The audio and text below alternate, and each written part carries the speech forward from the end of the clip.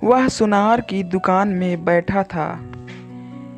इस सुनार से उसके 30 साल पुराने संबंध थे और यह सुनार बहुत ही पारखी और अच्छी साख वाला था। सुनार अभी दुकान पर नहीं पहुंचा था, इसलिए प्रतीक्षा करना ही उसे वाजिब लगा।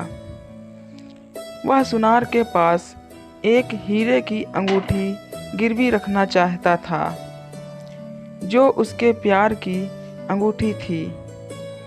उसने जेब में रखी अंगूठी को अंगुलियों से छुआ तो मानो सोनिया उसके सामने आकर खड़ी हो गई हो। एक दिन था कि जब वह सोचता था कि यदि उसे सोनिया के बिना रहना पड़ गया तो वह जी नहीं सकेगा। सोनिया के बिना जी पाने की कोई संभावना नहीं थी। समय के साथ वे अलग हो गए, लेकिन ताज्जुब और हंसी की बात कि ऐसा कुछ नहीं हुआ। सोनिया के मम्मी पापा नहीं चाहते थे कि वह उसके नज़दीक रहे, लेकिन दोनों तरफ थी आग बराबर लगी हुई।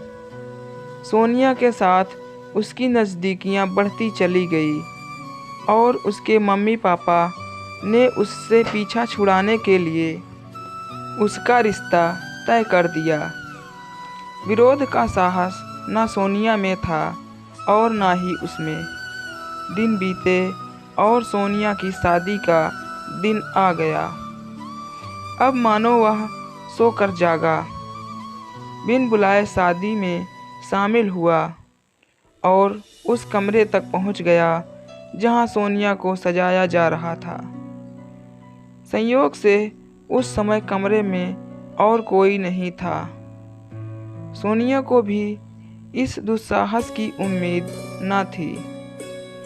उसने शादी के तोहफे के तौर पर उसे एक चांदी की अंगूठी भेंट की, जिसके जवाब में सोनिया ने उसे अपनी याद के तौर पर एक हीरे जैसी अंगूठी भेंट की। वह इतनी महंगी गिफ्ट नहीं लेना चाहता था, लिहाजा उसने अंगूठी सोनिया को लौटा दी। लेकिन सोनिया ने उसे अपनी कसम देकर अंगूठी रखने के लिए कहा।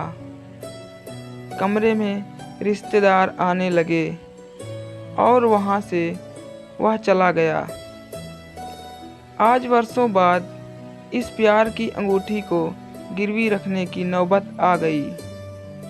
मजबूरी ही कुछ ऐसी थी। सारी घटनाएं किसी फ्लैशबैक की तरह आंखों के सामने से गुजरती चली जा रही थी। सारा जीवन इस अंगूठी को दिल से लगा कर रखा था। काश यह मजबूरी ना आई होती। सुनार आ गया था। तंद्रा भंग हुई।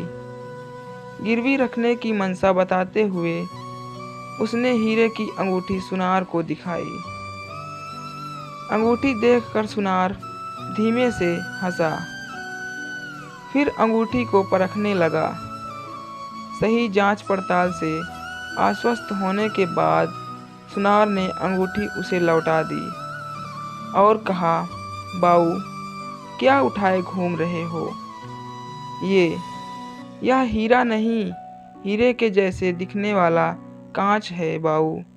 कांच की अंगूठी है यह। दोस्तों, वीडियो अच्छा लगा तो लाइक ज़रूर करें। धन्यवाद।